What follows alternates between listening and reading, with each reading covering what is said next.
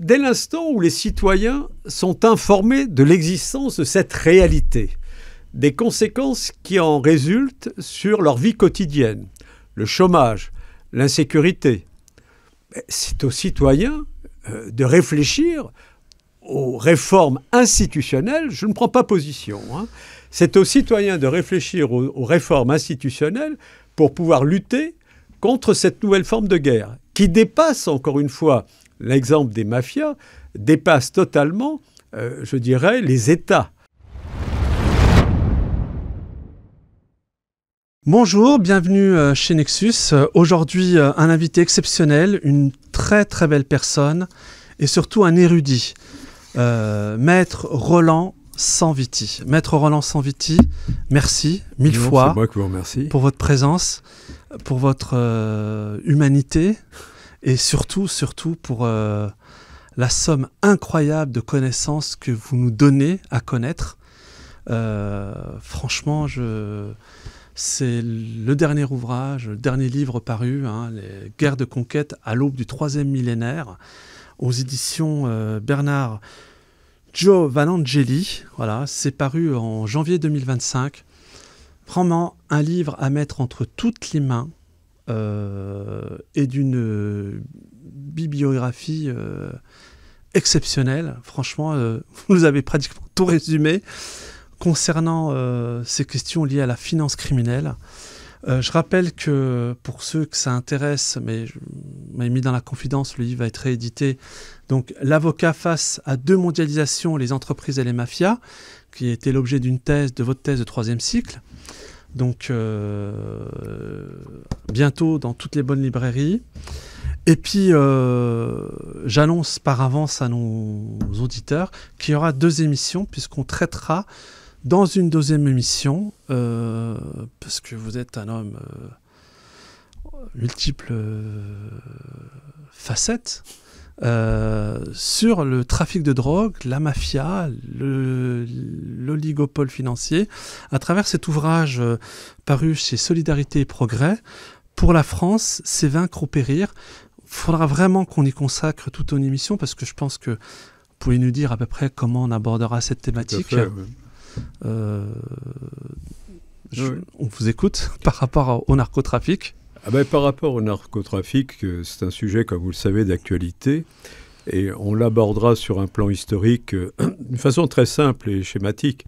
Vous avez d'abord, et on connaît l'histoire à partir du 19e siècle, je dirais, avec la guerre de l'opium. Vous aviez un numéro de Historia absolument remarquable, très complet, qui avait été consacré par justement plusieurs auteurs qui avaient une approche sur la pénétration dans l'économie chinoise, n'est-ce pas ? Dans l'économie chinoise, pour ouvrir des comptoirs, les Anglais et associés d'ailleurs les Français, puisque Victor Hugo avait dénoncé le sac du Palais d'été. Il y a eu la guerre de l'opium, 1848-1860, et on peut considérer d'ailleurs que ce sont des très mauvais souvenirs pour les Chinois, et que, d'une certaine façon, peut-être, ils en font payer le prix aujourd'hui, premièrement. Donc, vous avez cette approche à la fois historique, économique et financière, à savoir l'utilisation, le recours à l'arme de la drogue pour, justement, fragiliser des populations. Et on va voir que nous étions au 19e siècle. Ce qui est intéressant, c'est qu'au 20e siècle, c'est devenu la finance qui était le nerf de la guerre, je dirais, avec le blanchiment des activités criminelles et, je dirais que le trafic de la drogue, c'est ce qui rapporte les profits d'ailleurs les plus importants. Et ce qui nous intéresse aujourd'hui, c'est effectivement la démocratie et comment la démocratie est fragilisée, d'une certaine façon, par ce type de comportement qui porte atteinte à la fois à la santé des individus et, bien entendu, et on le verra, puisque le Sénat actuellement a sorti un rapport, je crois que c'est en mai 2024, sur l'explosion du narcotrafic. On l'évoquera de façon plus complète peut-être dans une émission. Mais il faut savoir, ça c'est très important, je termine là-dessus, c'est qu'en 1993, Falcone a été assassiné le 23 mai 1992. en 1993, le Sénat avait déjà sorti un rapport. Il avait sorti un rapport, et je l'ai là d'ailleurs, on peut le montrer. Il avait sorti un rapport sur l'Assemblée nationale, c'est le rapport numéro 1423. Et effectivement, non, ça c'est un autre rapport, pardon. C'était sur le trafic de la drogue dans l'espace Schengen. Je l'ai également, je vous le montrerai tout à l'heure. Il y avait un rapport qui était je crois, sous la direction de M. Larcher, sur le trafic de la drogue dans l'espace Schengen. Et en préambule de ce rapport, il était rappelé ce que déclarait Jerry Falcon quelques mois avant son assassinat. La pénétration des profits criminels, notamment du trafic de la drogue, dans l'économie légale, c'est 1000 milliards de dollars mis au service de la criminalité. Voilà. Alors, ce qui est fascinant, et c'est vrai que j'ai oublié de le rappeler, c'est que vous êtes à l'origine cofondateur avec le regretté maître Laurent Hinquet du prix Giovanni Falcone, oui, qui honore chaque année une personne physique ou morale pour son engagement justement contre toutes les formes d'organisation criminelle. On l'évoquera tout à l'heure puisque vous avez primé une brillante franco-colombienne, si mes souvenirs sont bons, qui est Diana Villegas, qui a écrit l'ordre juridique mafieux. Comme l'entendent nos auditeurs, ça sera l'objet d'une émission à part entière, puisque effectivement, dans le rapport du professeur Jacques Bichot, que vous évoquez dans vos écrits, le coût de la criminalité, juste en France, c'est à peu près de 150 milliards. C'était en 2012. Hein. Oui, aujourd'hui, on a dépassé les 200 milliards. On a dépassé les 200 milliards. Et vous évoquiez effectivement tout à l'heure un premier rapport qui avait été co-rédigé par Gérard Larcher et Paul Masson, si mes souvenirs sont bons. C'est ça, tout à fait. On voit à travers votre bibliographie que pour traiter du sujet, vous êtes inspiré de femmes et d'hommes brillants qui traitent du sujet, Xavier Hofer, Marie-Christine Dupuis, Alain Labrousse, Alain Wallon, Alain Boer aussi, qui travaillent sur ces sujets du trafic de drogue, de son blanchiment, au profit de la finance. Donc ça fera l'objet, chers auditeurs, d'une prochaine émission, puisque on y découvrira, même si on va un peu parler aujourd'hui, que la finance peut se situer au-dessus des lois. Et en tout cas, dans les pays où ça se passe, nos gouvernants, nos institutions deviennent les vassaux des organisations criminelles. En tout cas, vous voyez, nous avons vraiment un invité passionnant. Donc, je suis obligé de vous voyez la taille de l'ouvrage que je vous invite vraiment à vous procurer. Et qui plus est, pour une somme modique, parce que pour 25 €, je peux vous assurer que personnellement, j'en ai appris, mais énormément. Alors, on va commencer cette émission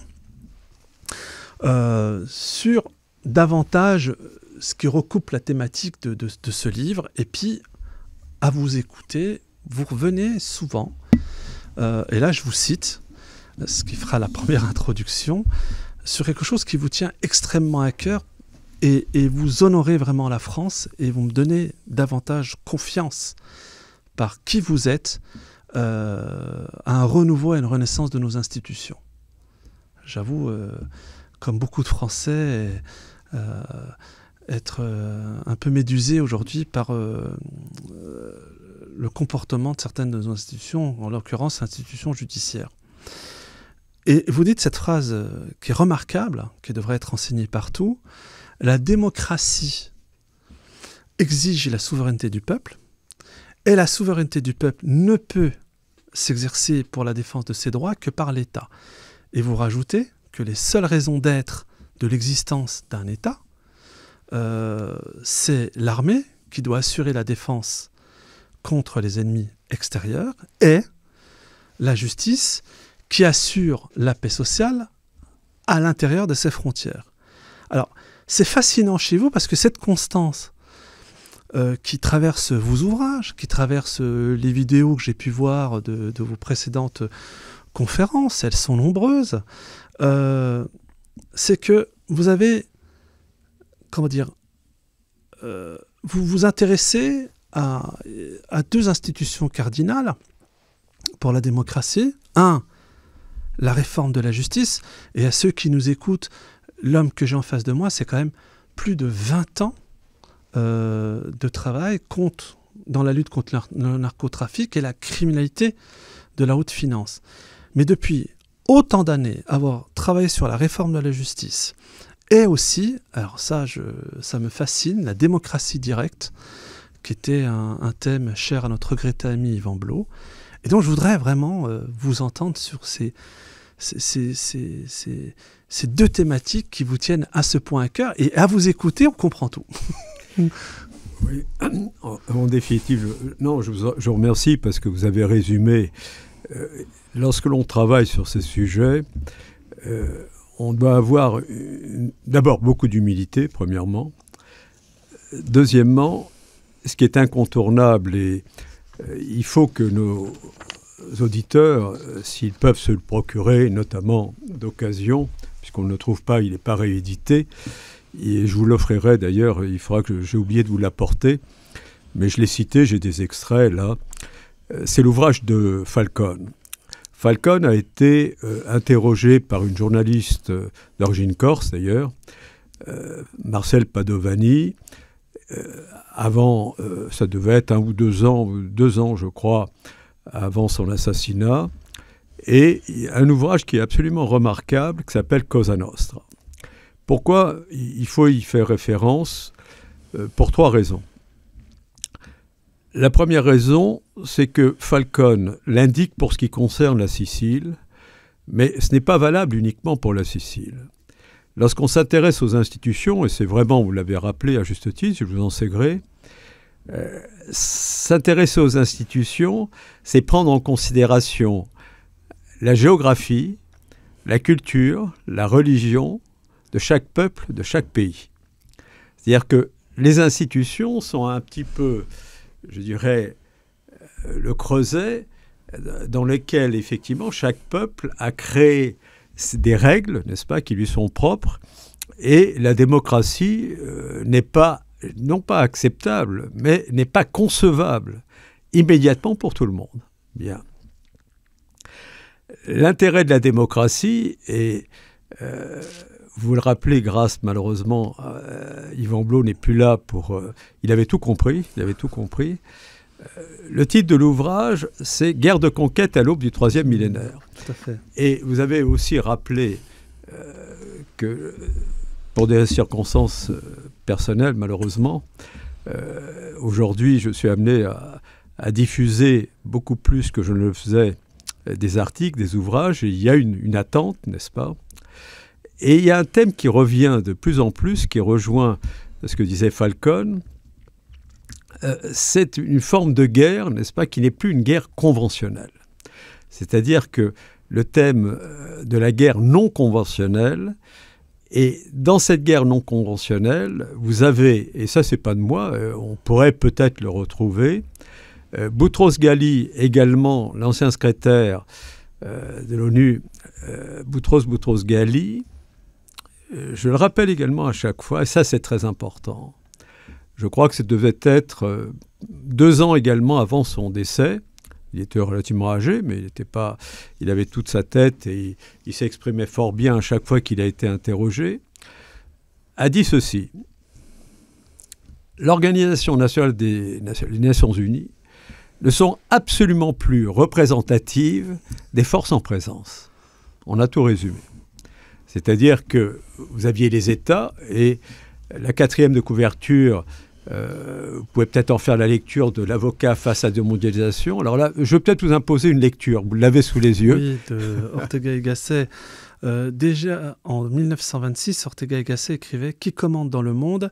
Cette question, aujourd'hui, a pris toute sa mesure avec la mondialisation. Est-ce que ce sont les États, les entreprises, les mafias, les citoyens? Sur cet échiquier à l'échelle de la planète, quelle est la place de l'avocat, conseil, défenseur ou complice? Les réponses à ces questions déterminent l'avenir de tous les citoyens qui aspirent à une véritable démocratie. Je vous en sais gré parce que ça résume notre discussion. C'est-à-dire mais vous allez beaucoup plus loin dans ce livre. Oui, mais l'ouvrage que vous venez... Il y a eu 2 époques. Il y a eu, premièrement... Alors, c'est un mémoire. C'est un mémoire, oui, c'est un mémoire. Non, mais il y a eu 2 époques. Une première époque, qui a été une époque purement historique, à savoir que j'ai beaucoup travaillé sur la période féodale, 9e, 10e, 11e siècle. C'est une période qui m'a beaucoup intéressé et je crois que dans l'ouvrage en introduction, j'évoque la chevalerie, n'est-ce pas? Tout à fait. Je dirais, bon, ça c'est un... Je l'ai noté. Voilà, exactement. Il y a toute une partie historique, je pense, qui fait partie de l'inconscient collectif français, qu'on le veuille ou non, n'est-ce pas? L'Occident chrétien, que ce soit... la chevalerie française. Voilà, exactement. Dès 1346 à Crécy, vous avez repris toute cette thématique et vous citez largement Guy Chaussy-Nogaret, Arlette Johanneau sur tout le travail qui est consacré aux élites de cette période. Absolument. Et vous apercevez... Fascinant votre livre, fascinant. Non, mais vous apercevez que dans toutes les grandes civilisations, au Japon, les samouraïs, n'est-ce pas, la noblesse chinoise, la reprise par la mythologie américaine avec les filmographies, Batman, etc., c'est pas innocent. C'est-à-dire qu'on revient toujours, n'est-ce pas, aux justiciers, Zorro, etc. Bien. Par conséquent, nous avions sur un plan historique, et l'héritage de la chevalerie, vous le retrouviez à Rome, n'est-ce pas, les soldats, l'Empire romain, hein, les centurions, l'armée. Donc vous revenez à ce que vous disiez tout à l'heure, à savoir que si vous aspirez, parce que pourquoi j'évoque l'anthropologie? Vous pouvez avoir, en fonction des peuples, en Afrique, au Moyen-Orient, vous pouvez avoir des peuples qui ont leurs coutumes, leurs us et coutumes, et qui ne sont pas encore disposés, ou qui ne veulent pas, ou qui ne peuvent pas, un débat démocratique. Ce qui suppose un débat démocratique, ça veut dire un débat contradictoire, une discussion sur un sujet, sur la place publique. Alors aujourd'hui, les médias le permettent, n'est-ce pas? Et ce débat contradictoire doit être accessible au commun des mortels, ce qui suppose deux choses. Premièrement, c'est que le public et les citoyens aient une formation, sachent lire et écrire, ce qui s'est perdu. La destruction de l'école a fait partie de ce travail de destruction et qui n'a rien à voir avec un complot, mais c'est une convergence d'intérêts, à savoir que lorsque vous avez des êtres incultes, vous les retournez plus facilement à l'esclavage, premièrement. Donc cette dimension anthropologique, vous la retrouvez dans certains pays où on interdit la culture, où le pouvoir se transmet d'une façon, je dirais, héréditaire, dynastique, n'est-ce pas? Et d'ailleurs, c'est en cela que le travail sur les organisations criminelles, s'intéresser à la mafia, il n'y a aucune fascination, n'est-ce pas? Il n'y a aucune approche même pénale. Je m'y suis intéressé sur le plan institutionnel. C'est-à-dire que qui dit institution dépasse le cours de la vie humaine. Nous sommes tous mortels et par conséquent, vous laissez derrière vous et vous allez promouvoir des règles qui vont permettre ou de favoriser. L'intérêt des institutions, c'est d'être incitative ou dissuasive. Incitative, aller vers le bien de l'humanité, dissuasive, pour empêcher le mal. En revanche, vous allez avoir des institutions qui ne vont avoir pour vocation que, je dirais, leur pouvoir au détriment des autres êtres humains. Et il faut raisonner d'une façon très simpliste. Hein. Vous aviez toutes les races, la race supérieure, le peuple, toute race qui se considère déjà par avance supérieure à l'autre, je dirais qu'il y a une forme de malédiction parce qu'elle va justifier par avance tous ses actes, n'est-ce pas? Alors que l'aristocratie démocratique et républicaine, c'est en fonction de vos actes au cours de votre vie que vous déterminez en quelque sorte l'orientation que vous avez donnée à votre vie au profit du bien ou au profit du mal, c'est-à-dire le crime. Le pire, c'est le crime, n'est-ce pas? Et l'un des sujets que l'on aborde lorsqu'on travaille sur les institutions, et aujourd'hui l'adaptation de la justice à la mondialisation, c'est quand passe-t-on de la criminalité à la guerre? En fait, nous sommes au cœur du sujet. Quand passe-t-on de la criminalité à la guerre? C'est-à-dire qu'à partir du moment où la guerre, je dirais, est la forme la plus accomplie du non-droit, n'est-ce pas? Eh bien, est-ce que la police, est-ce que les juges sont suffisamment armés à tout point de vue, au point de vue du statut, au point de vue de leur protection, pour lutter efficacement contre toutes les formes de criminalité?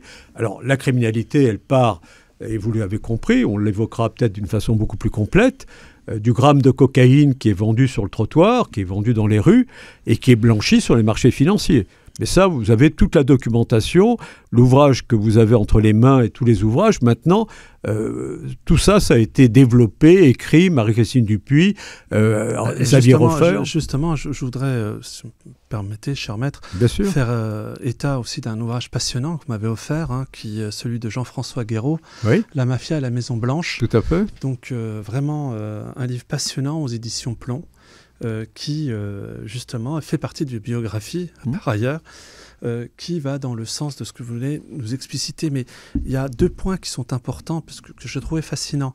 D'abord, pourquoi on apprend beaucoup de vous. Vous solidifiez la pensée, parce que lorsque vous évoquez la thématique de la démocratie comme étant la souveraineté du peuple, quand bien même cette souveraineté du peuple puisse être exercée par l'État, vous rappelez que c'était une constance, aussi bien dans l'Ancien Régime que par la suite. Et puis la deuxième chose aussi que vous évoquez remarquablement bien, lorsque vous parlez de la guerre, vous rappelez toujours sa finalité, et ça on vous le doit, qui est de conquérir les richesses du vaincu. Donc effectivement, quand on vous écoute,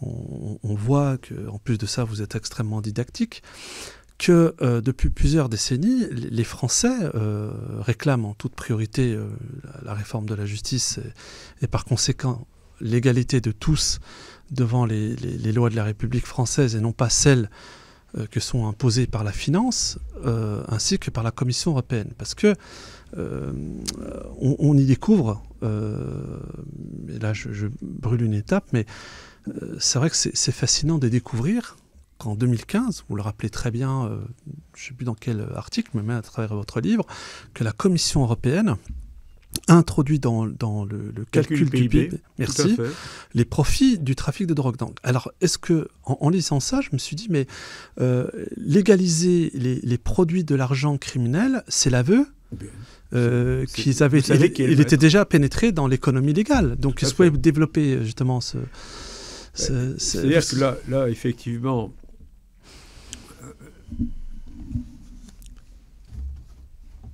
l'approche institutionnelle nous oblige à adapter en quelque sorte, en fonction de l'ennemi et des armes qui sont utilisées, nos institutions et les armes en quelque sorte pour défendre les citoyens. Bien.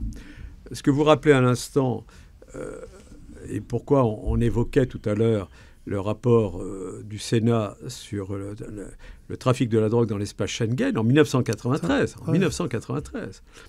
Vous avez des étapes, je le rappelais sur le plan historique, 19e siècle, la guerre de l'opium. Ensuite, vous avez au 20e siècle, effectivement, à la suite de la Seconde Guerre mondiale, la montée en puissance de la finance, et cette finance a acquis cette puissance par des opérations, je dirais, de blanchiment. Ça, c'est connu.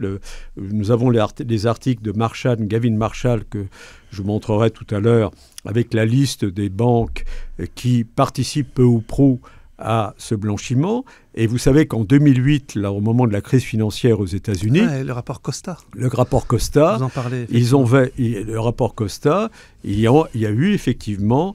Les banques ont eu recours, notamment avec les cartels, n'est-ce pas, pour introduire, pour en quelque sorte conforter leur trésorerie. Et il n'y a pas que la planche à billets. Il a fallu recourir à des milliards de dollars. Et à ce moment-là, et d'ailleurs, c'est assez intéressant, je ne sais pas ce qui va en advenir pour ce qui concerne le ménage qui est en train de se préparer, dans quelle mesure, dans quelle proportion aux États-Unis, mais je dirais qu'ils ont réintroduit de l'argent du trafic de la drogue en accord avec les cartels pour recapitaliser certaines banques avec des amendes qui ont été totalement ridicules. Donc c'était suite à la crise des subprimes en 2008. Absolument. Et je rappelle aux auditeurs que Costa, c'était le rapporteur des Nations Unies. Spécialiste de ces questions. De ces questions. Tout à fait. Donc vous rappelez très bien le fait que c'est quand même assez incroyable qu'un État dit démocratique, en plus, alors c'est bien parce que vous allez nous parler de la Fédérale Réserve qui, depuis sa création en 1913, il y a tout un chapitre là-dessus, a été créé par la City, donc par la Banque d'Angleterre et des banquiers privés, et qu'en réalité... c'est fascinant, il y a tout un passage que vous évoquez avec des cabinets anglo-saxons qui en réalité travaillent directement avec les services secrets, qui sont eux-mêmes, j'ai envie de dire, les services alloués non pas à la souveraineté de l'État et à sa protection, mais au service des banques privées, et c'est par ce biais, comme dire que l'argent va être blanchi. Mais alors c'est pire, c'est que vous rappelez aussi que c'est comme ça qu'il y a un entrisme à travers les États, dont la France. On voit que ces gens acquièrent des entreprises technologiques françaises de premier plan, et donc ont un contrôle sur notre économie, parce que quand j'ai lu les chiffres, vous parlez quasiment de 80% de l'économie mondiale qui est contrôlée par vous l'avez dans le dossier. Oui, c'est fascinant. Donc vous pouvez nous développer. C'est fascinant de découvrir tout ça. Alors, je crois que je reviens un peu à un petit rappel historique qui est fondamental. Faites. Vous parlez de souveraineté, d'État, de démocratie. J'évoquais la dimension anthropologique, tout simplement parce qu'il y a une forme de maturité, n'est-ce pas, pour arriver à une démocratie. Et la démocratie est certainement le système le plus vulnérable, n'est-ce pas? Bien. À la suite, en 1789, à la suite de l'exécution de Louis XVI, le 4 août 1789, comme vous le savez, abolition des privilèges. Et je l'évoque d'ailleurs, puisqu'il travaille sur une réforme de la Constitution, je l'évoque André Bellon, avec lequel j'ai souvent des discussions sur ce sujet, qui travaille pour une constituante. Le peuple est devenu souverain, n'est-ce pas? On est passé de la monarchie avec ce que vous en savez de son histoire. Et c'est pour ça que la période féodale est très importante, puisque vous avez eu la montée en puissance du centralisme, n'est-ce pas, monarchique, Louis XI, et tous les rois qui sont succédés avec les avatars, les crimes, les complots, les guerres de religion. Donc je dirais que ça n'a jamais changé. Je dirais que l'ouvrage, le seul mérite, et encore une fois, vous l'avez rappelé à juste titre, hein, le mérite de l'ouvrage, c'est d'avoir réuni en quelque sorte une bibliographie. Si quelqu'un veut faire l'effort de s'y référer, il y a rien, il y a tout. C'est-à-dire pour comprendre l'époque actuelle, n'est-ce pas? Pour comprendre l'époque actuelle. Donc vous avez une période féodale avec des seigneurs, des hobereaux qui prennent le pouvoir et qui justifient leur pouvoir par la force, n'est-ce pas? Puisqu'il y a ceux qui vont à la guerre et ceux qui, les paysans, les artisans, etc. Bien. La montée en puissance, effectivement, le rapprochement avec l'Église, et ça c'est très très important, parce qu'en définitive, ça a été, non pas l'ancien régime, mais pour ça très riche au niveau historique. Vous avez eu cette période, en quelque sorte, où le pouvoir avait pour légitimité, dans l'inconscient, et d'ailleurs pourquoi vous avez eu des révoltes, même au XIIIe, XIVe siècle, les jacqueries, les révoltes fiscales, la légitimité du pouvoir, en quelque sorte, c'était de protéger les femmes et les enfants les plus faibles. En gros, je crois qu'on a tous besoin de postulats. Alors, vous avez des systèmes, comme le système mafieux, qui n'en a rien à faire. Je veux dire qu'on a assassiné, après le grand procès, on a assassiné alors que des règles de Cosa Nostra ou de la mafia, on en parlera une autre fois dans une autre émission, on ne touche pas aux femmes, on ne touche pas aux enfants. Dès l'instant où, effectivement, les enfants risquaient de venger leur père, on a assassiné des enfants, on a assassiné des femmes. Donc, on s'aperçoit que la corruption, même la mafia, ses règles et ses chartes, n'échappent pas à la corruption et à la barbarie, etc. Donc, la réflexion, elle est tout à fait objective, n'est-ce pas? Personne n'échappe, il n'y a pas de guerre propre. Tout ce qu'on vous apprend aujourd'hui, filmer, etc., ça n'existe pas. Que ce soit à Gaza, que ce soit Israël, que ce soit en Ukraine, ça n'existe pas. C'est une barbarie de part et d'autre. Et l'intérêt des travaux sur la guerre non conventionnelle, et ça, on peut y croire ou ne pas y croire, je pense que si on applique déjà les lois qui existent, on limite le risque d'arriver à des conflits de type conventionnel comme ceux... C'est-à-dire que la finance, lorsqu'elle a épuisé ses moyens, et on le voit aujourd'hui d'ailleurs, lorsqu'elle a épuisé ses moyens sur le plan purement financier, on arrive à pousser les peuples à la guerre, ultima ratio, parce que c'est mon dernier chapitre, n'est-ce pas? Tout à fait. Parce que quand vous avez peur de mourir, que vous avez peur d'une bombe atomique, vous avez peur de la guerre, vous ne pensez pas à l'argent qu'on vous a pris dans votre poche et à un peuple qui a été pillé, comme on l'explique d'ailleurs. Vous évoquiez tout à l'heure... Remarquable. Non, mais c'est ce qui s'est passé. La finance, le blanchiment de l'argent a permis à des fonds de pension qui ont dépassé les États, d'acquérir une puissance et d'acheter des hommes. C'est d'ailleurs Alain Cotta le dit dans son livre, dans la troisième révolution. Alain Cotta l'évoque avec le trafic de la drogue, mais également Marie-Christine Dupuis avec l'explosion du trafic de la drogue. Alain Roffer, ses ouvrages sur les organisations criminelles. Xavier Roffer. Eh bien, et l'intérêt de rappeler également le travail de la franco-colombienne, c'est que je l'ai indiqué à propos d'un article sur la peine de mort. À juste titre, on a supprimé la peine de mort. Et je ne vais pas vous en faire la lecture, mais je l'ai là. Il y a un extrait de Casamayor. On le montrera à l'écran. Voilà, qui décrivait malheureusement, ou qui évoquait une exécution capitale en disant on a envie de vomir. Enfin, c'est abominable. Bon. Victor Hugo, le dernier jour. Victor Hugo également. Mais ce qu'il faut évoquer également sont les tortures infligées par les cartels, vous savez, les cartels colombiens, Medellín, Cali, et même après au Mexique. Les cartels filment les tortures, les pattes, pour justement inspirer, encore une fois, la crainte et la terreur et dissuader les personnes qui veulent combattre cette criminalité. Vous savez, la gendarmerie qui a intercepté des camions par lesquels non seulement circulait la drogue, mais des camions dans lesquels vous aviez une salle de torture.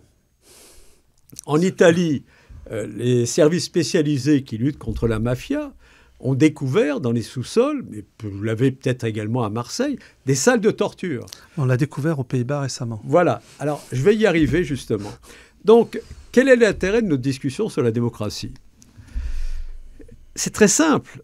C'est que dès l'instant où les citoyens sont informés de l'existence de cette réalité, des conséquences qui en résultent sur leur vie quotidienne, le chômage, l'insécurité, c'est aux citoyens de réfléchir aux réformes institutionnelles. Je ne prends pas position. C'est aux citoyens de réfléchir aux réformes institutionnelles pour pouvoir lutter contre cette nouvelle forme de guerre qui dépasse, encore une fois, l'exemple des mafias, dépasse totalement, je dirais, les États.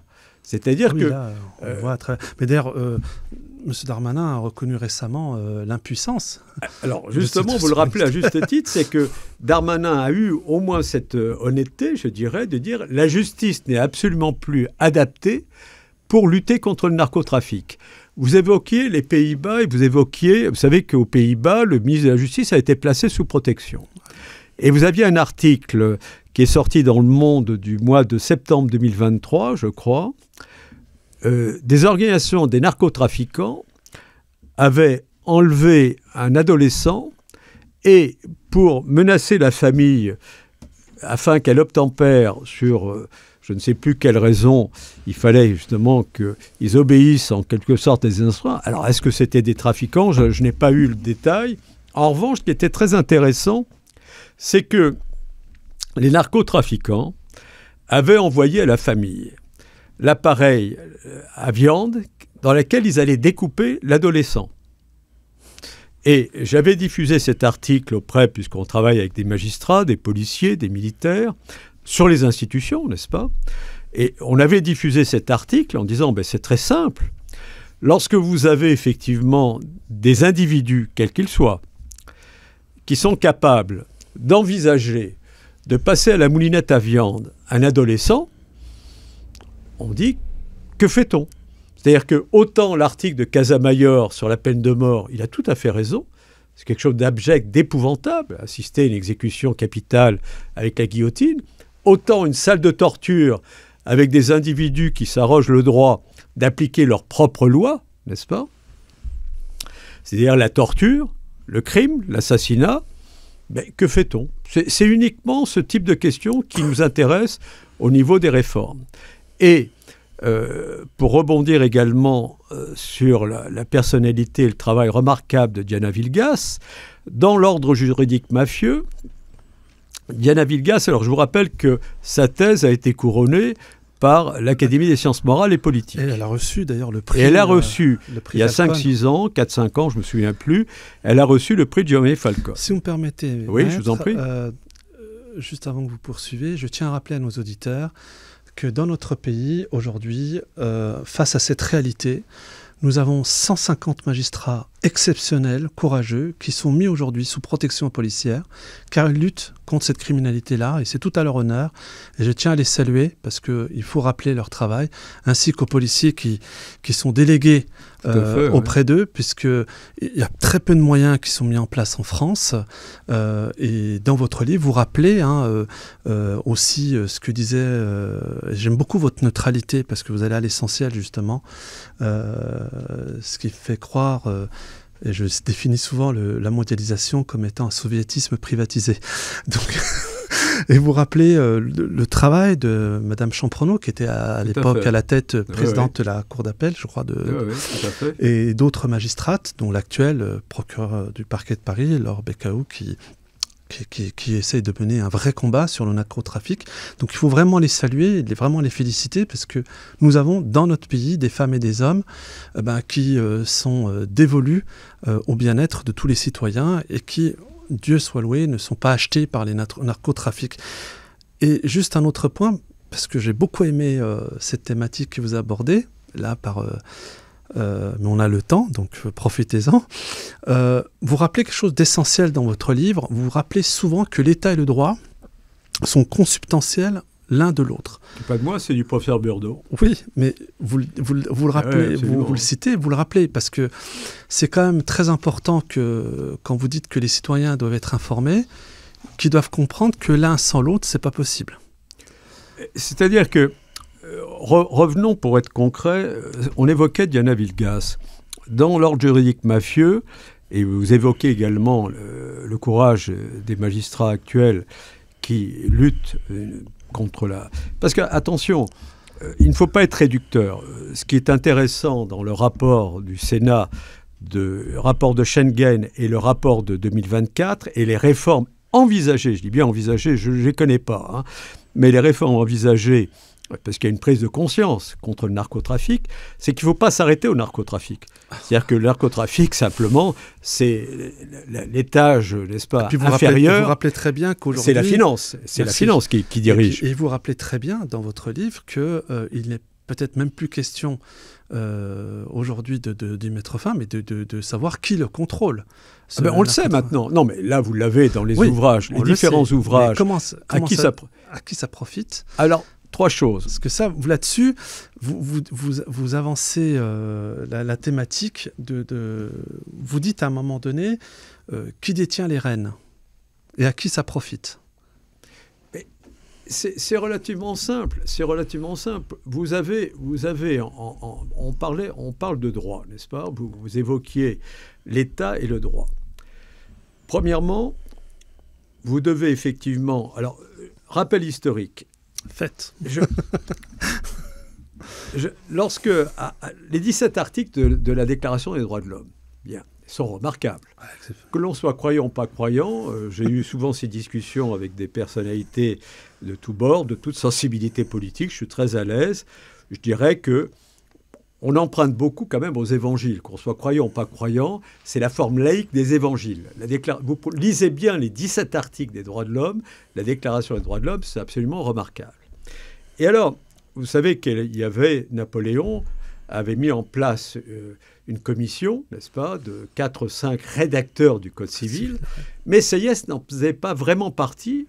En revanche, j'ai repris quand même une déclaration de Sieyès que je vais vous lire. La déclaration de Sieyès nous interroge. Demandons-nous d'abord quel est l'objet de la loi. C'est sans doute d'empêcher qu'il ne soit porté atteinte à la liberté ou à la propriété de quelqu'un. On ne fait pas des lois pour le plaisir d'en faire. Celles qui n'auraient pour effet que de gêner mal à propos la liberté des citoyens seraient contraires à la fin de toute association. Il faudrait se hâter de les abolir et d'ajouter « Il est une loi mère de toutes les autres, doivent découler, ne fait point de tort à autrui. » Alors vous vous rendez compte que nous sommes à l'époque du Code civil, n'est-ce pas? Le Code civil était en 1804, et vous avez un principe qui est érigé, n'est-ce pas, en loi universelle, mais cette loi universelle ne peut pas être appliquée et respectée par tous. Bien. En revanche, lorsque vous évoquez la démocratie, vous évoquez la France, si vous retenez une loi comme celle-ci, vous vous dites, il est inimaginable, il est totalement inimaginable qu'aujourd'hui, on en soit arrivé là. C'est vrai. Non, franchement. C'est-à-dire que vous avez une Commission européenne qui légalise, qui admet d'introduire le profit du crime dans le calcul du PIB, ce qui fait qu'on voit quels sont je dirais, les véritables maîtres du jeu et qui dirigent dans le monde, puisqu'il y a des pressions. Alors, Diana Vilgas, d'ailleurs, puisque vous évoquiez les magistrats, le disait, on allait voir des juges, les cartels allaient voir des juges, et d'ailleurs, je crois que M. Darmanin l'a indiqué récemment, j'ai cru voir passer une déclaration ou dans un article, je ne sais plus, on dit à un juge, monsieur le juge, on sait où vos enfants vont à l'école. Il n'y a rien de plus terrible. C'est-à-dire que vous avez des individus qui sont capables, n'est-ce pas, pour intimider, enjoindre, obtenir des passe-droits et une impunité, une libération, on l'a vu dans certaines affaires récentes, sont capables de menacer des enfants. De toute façon, ils n'ont ni foi ni loi, mais il y a quelque chose que vous rappelez, mais alors je voudrais bien que vous le développiez un peu, parce que vous dites à un moment que aux États-Unis, ils ont réfléchi à la question de considérer le trafic de drogue comme étant un génocide ou un crime de guerre. Ça a été évoqué. Mais ça a été sans suite. Ben, ça a été sans suite tout simplement parce que vous avez un article de Valeurs Actuelles. Je vous donne un exemple.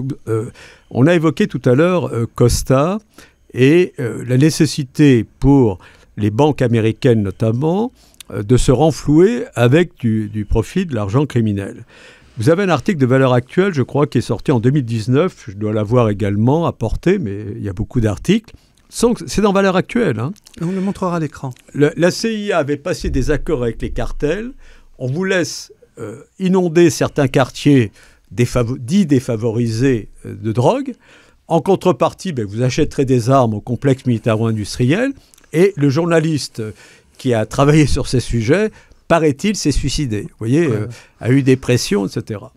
Par conséquent, l'intérêt de nos réflexions et des travaux qui sont menés par les magistrats, les policiers, les militaires qui s'intéressent aux réformes des institutions, et il faut y participer. C'est-à-dire que je dirais que la guerre est une chose trop sérieuse pour être confiée aux militaires. Ils en sont conscients. Les militaires ne veulent surtout pas engager un conflit contre la Russie. Les militaires que nous connaissons, je crois qu'une guerre actuellement contre la Russie, je ne sais pas si on tiendrait 2 jours. Hein. D'après ce que j'ai compris, les divisions à mettre en place et compte tenu de l'armement en face, je crois qu'on ne resterait pas, ça ne durerait pas plus de 2-3 jours, hein, je crois. Bien. Par conséquent, la justice, c'est absolument la même chose. La justice est une chose beaucoup trop importante pour être confiée aux seuls magistrats. Et la réforme qui est menée et que nous avions évoquée avec Yvan Blot, la note d'Yvan Blot que nous diffusons, qui est de juin 1989, Yvan avait écrit « La démocratie directe et le règne du droit ». Oui, tout à fait. Tout est résumé. C'est-à-dire que si vous avez des lois qui ne sont pas appliquées, c'est la pire des choses. C'est-à-dire que vous établissez un diagnostic, vous qualifiez ce qui est un crime, ce qui est un assassinat, ce qui est un meurtre avec la préméditation, donc la qualification n'est pas la même. Et en fonction de cette qualification, si vous n'avez pas des juges pour appliquer la loi telle qu'elle existe, n'est-ce pas? Rappelez-vous que le juge Michel a été assassiné à Marseille. Ouais. Rappelez-vous que le juge Renaud a été assassiné. Rappelez-vous que l'USM a sorti un rapport, l'Union syndicale des magistrats, a sorti un rapport en 2015 sur les représailles, les menaces, ce que subissent les magistrats, même à l'intérieur du corps, pour des raisons d'idéologique, de promotion, peut-être sectaire, je n'en sais rien. Toujours est-il que même à l'intérieur de la magistrature, il y a des menaces, il y a effectivement des pressions. J'ai découvert ça aussi en lisant votre livre. J'étais assez fasciné parce que autant je vois une dérive totale de la part de certaines magistrates dans des branches bien particulières de l'institution judiciaire, le droit de la famille, le droit des enfants, c'est devenu littéralement une catastrophe, où de plus en plus il y a des faux en écriture et des jugements arbitraires. Autant j'ai découvert avec vous tout le pendant et le travail de ces magistrats dans le cadre du narcotrafic, et quel mérite ils ont, puisque bien sûr beaucoup ont été assassinés.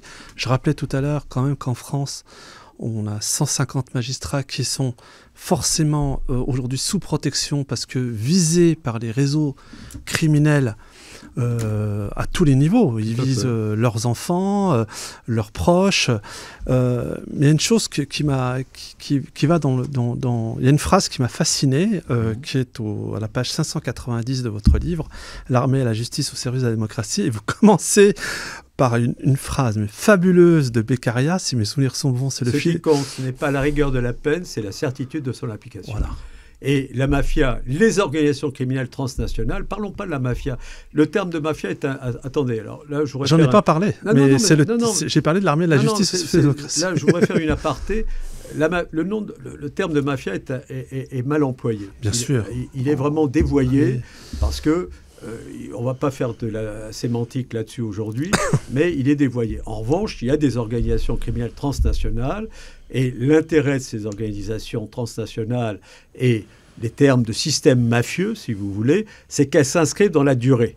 C'est-à-dire qu'il ne faut pas confondre la criminalité des équipes criminelles qui peuvent exister dans un pays, dans une région que je ne citerai pas aujourd'hui, où je vois qu'on parle souvent de mafia. Ce ne sont pas la mafia. Vous avez des équipes qui montent, qui disparaissent, n'est-ce pas ? C'est ça. Non, les organisations comme les trois grandes triades chinoises, les organisations comme les Yakuza, les organisations comme les quatre grandes mafias italiennes, 'Ndrangheta, Corona, Unità Corona, Santa Corona Unità des Pouilles, 'Ndrangheta Calabre, Camorra napolitaine. Je veux dire que là, ce sont des institutions avec des formes différentes, n'est-ce pas ? Chacune a ses particularités, son domaine d'activité. D'ailleurs, le recrutement est différent parce qu'aujourd'hui, des tueurs à gages, ils les recrutent de moins en moins. Ils préfèrent des informaticiens, des hackers, parce qu'ils pénètrent le milieu de la finance. De toute façon, l'intérêt de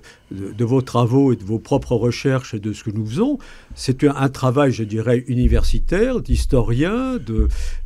Pourquoi je parle d'anthropologie ? Parce qu'il est évident que nous raisonnons, nous, par rapport à l'Occident et à la France, n'est-ce pas ? Si vous allez en Amérique du Sud, si vous allez en Afrique, si vous allez en Albanie, on l'a vu avec le Kosovo, la guerre du Kosovo, qu'est-ce que c'était ? Ça a été en partie l'opium qui vient d'Afghanistan, l'héroïne qui traverse le Kosovo, la mafia albanaise qui était plus ou moins protégée, d'ailleurs on l'a vu, avec le Kosovo, les ouvrages qui ont été... Et Mac Mafia, le livre où il est rappelé que le président du Monténégré a l'autorisation de pouvoir poursuivre le trafic de cigarettes auprès de Bill Clinton, puisque les avions américains sont au Monténégro, et ce sont les mafias italiennes qui, par hors bord, récupèrent les cigarettes pour les remonter en Europe. Oui, tout à fait. Avec l'appui, là pour le coup, du président des États-Unis. Oui, mais vous aviez... Mais pourquoi vous l'expliquez bien, vous, ça, tout ça. Mais la finance, ce qui est intéressant, l'un des chapitres s'intitule « Instigateur, commanditaire, exécutant ». Bien. Aujourd'hui, tous les Français savent bien qu'il y a en quelque sorte à qui profite le crime. C'est-à-dire qu'on dépasse le cadre de l'exécutant des Kalachnikov et des quartiers nord ou de Marseille ou d'autres régions qui subissent effectivement ce diktat, une forme de diktat et de menaces criminelles. On arrive aux commanditaires, c'est-à-dire ceux effectivement qui ou bien facilitent ou empêchent l'application de la loi, alors ou par pression ou par corruption ou trahison, puisque dans les rapports que M. Darmanin l'a indiqué, à savoir qu'il y a des corruptions au niveau de l'État, au niveau des hauts fonctionnaires. Ça peut exister par la police également, parce que le découragement, la peur, la menace. Vous aviez un article dans le Figaro d'il y a quelques années, puisque moi, le thème « L'avocat face à la mondialisation », Refer m'avait chargé de traiter ce sujet. Je l'ai traité pendant 8 ans dans le cadre de l'Institut de criminologie. c'était dans le cadre du Centre universitaire de recherche sur les menaces criminelles contemporaines. Et c'est à partir de cela que j'ai pris l'habitude de distribuer à mes étudiants, mieux qu'un discours, n'est-ce pas, des articles de presse qui existaient, qui illustraient mon propos. C'est l'intérêt de notre discussion. Bien sûr. C'est-à-dire que tout a été écrit, l'ouvrage... c'est une compilation. Hein. C'est une compilation, ni plus ni moins. Mais bon, il y a quand même votre patte, qui je reconnais... vous avez quand même... Il y a une grille il y a une grille de lecture, excusez-moi de vous interrompre, il y a une grille de lecture, mais ce que j'ai essayé, on me l'a reproché parce qu'il est un peu trop épais, j'ai essayé qu'il y ait un fil conducteur. En tout cas, moi, je ne vous le reproche pas. Pourquoi ? Parce que...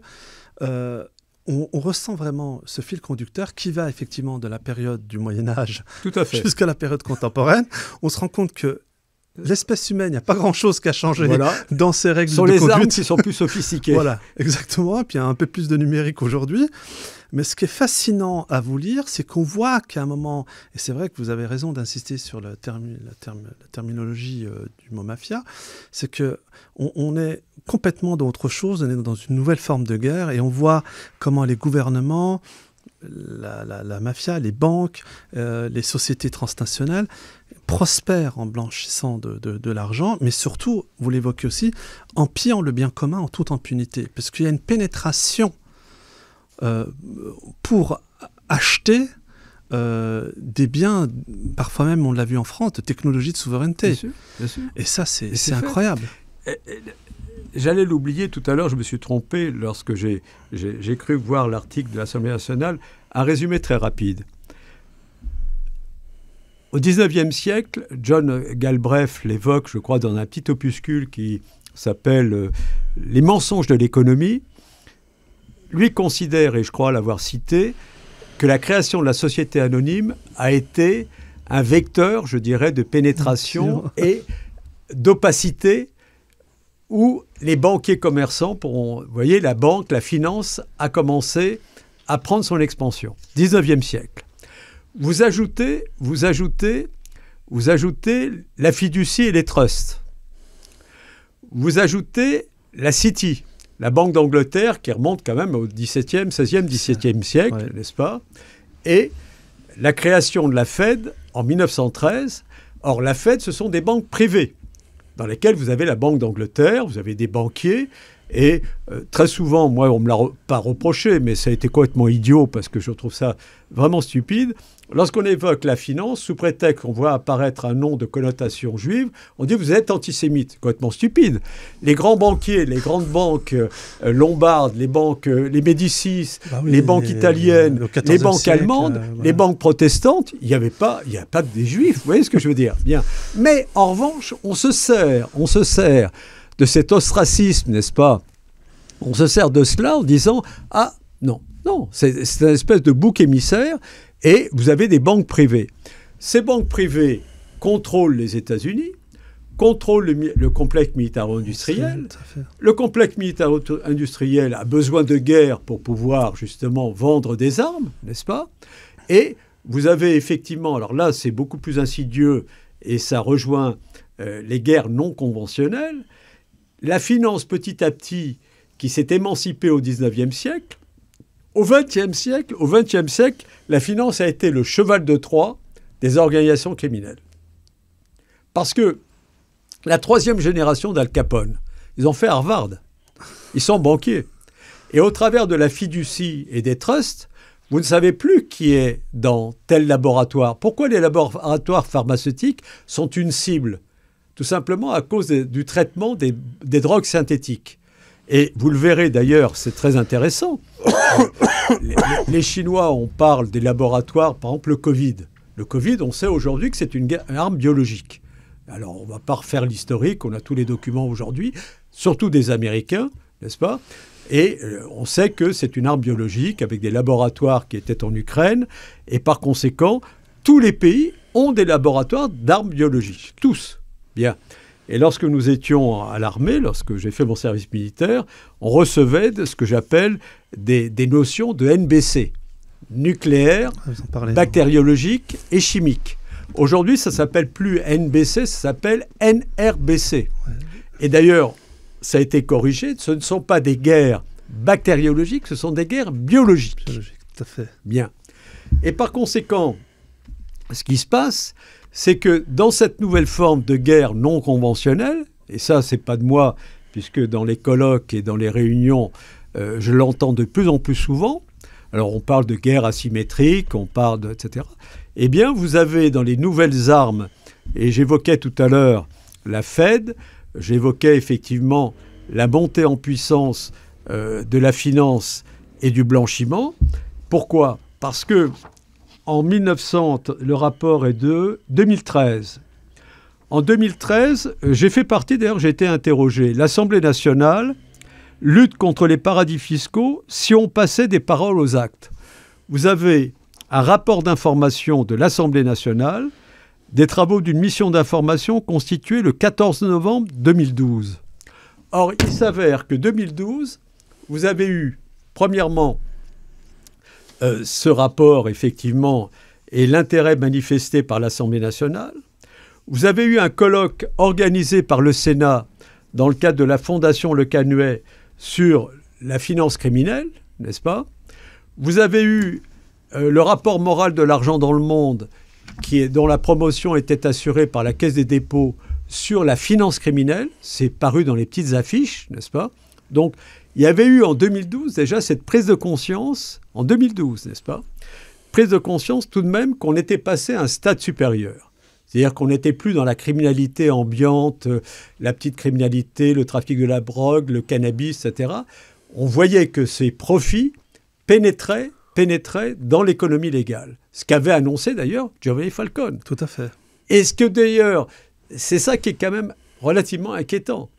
C'est que en 1993, le Sénat sort un rapport sur le trafic de la drogue dans l'espace Schengen. Et c'est en mai 2024 qu'ils sortent un nouveau rapport et qu'aujourd'hui, on est en train de réfléchir à lutter contre le narcotrafic. Donc, guerre de conquête, nous sommes un pays qui a été vaincu, qui a été pillé. Et aujourd'hui, l'intérêt de vos travaux, de vos réflexions et de ces ouvrages et de ces articles, que fait-on avec qui ? Qui sont nos ennemis ? Sur qui peut-on compter ? Et effectivement, les lois doivent émaner, en quelque sorte, doivent émaner de la volonté du peuple. Et la représentativité n'est plus suffisante aujourd'hui, aussi bien de l'Assemblée nationale que du Sénat. D'ailleurs, je crois qu'on y assiste dans certains débats aujourd'hui. Il y a des problèmes d'intérêt personnel, il y a des problèmes de sensibilité politique, et il y a une réalité qui, encore une fois, pèse sur la vie quotidienne des Français. Donc aujourd'hui, c'est aux Français de prendre la décision de proposer des lois adaptées à ces enjeux. Et il faut surtout que les Français se préoccupent davantage de ce type de questions, plutôt du pourquoi de la Légion d'honneur à Marlène Schiappa ou à l'achat éventuel d'une Aston Martin par M. Macron. Ah ben on est tout à fait d'accord. Ouais, on se dissipe dans des faux débats. En tout cas, ce que je trouve fascinant quand même dans votre ouvrage, c'est que vous rappelez deux choses. Vous rappelez aussi à travers que cette criminalité financière, qui va commencer à la période même de l'après-Seconde Guerre mondiale, va profiter de la libéralisation des capitaux, va profiter de la chute des frontières, parce que c'est important de le rappeler, et donc de la montée en puissance de la finance. Donc ça, effectivement, vous avez abordé cette thématique de manière remarquable. Moi, j'aurais aimé aborder deux derniers sujets avec vous, parce que voilà, les auditeurs s'en rendent compte de la puissance de votre réflexion et qui est si abordable. Vous avez rappelé le nom de cette jeune franco-colombienne brillante que vous avez primée dans le prix Falcone, qui est Diana Villegas, donc l'ordre juridique mafieux. Et je voudrais que vous présentiez aux auditeurs ce qu'elle appelle la fabrique mafieuse de la loi. C'est ça. C'est-à-dire que pour que tout ça puisse se réaliser et se faire, c'est qu'on a un sentiment quand même que, autant, je ne sais plus dans quelle vidéo vous évoquiez qu'il y avait une tolérance zéro pour les petits délinquants, mais une répression zéro. pour, j'ai envie de dire, comment dire, le haut du panier, les paradis fiscaux. On voit que les réformes sur les paradis fiscaux en France, et tous les chiffres sont connus. Je veux dire, on a un pays immensément riche dont est dissipé des fortunes qui ne profitent pas au bien commun, c'est-à-dire aux Français. On avait évoqué 200 milliards, le narcotrafic. La fraude sociale, le rapport Prats, plus de 100 milliards par an. Voilà. Mais c'est un magistrat qui a sorti ce rapport. Un travail exceptionnel et remarquable, et je tiens à le saluer. J'espère l'inviter prochainement, tout comme Xavier Hofer, qui mène ce travail et ce combat, parce que c'est une guerre de tous les jours, à produire de l'information.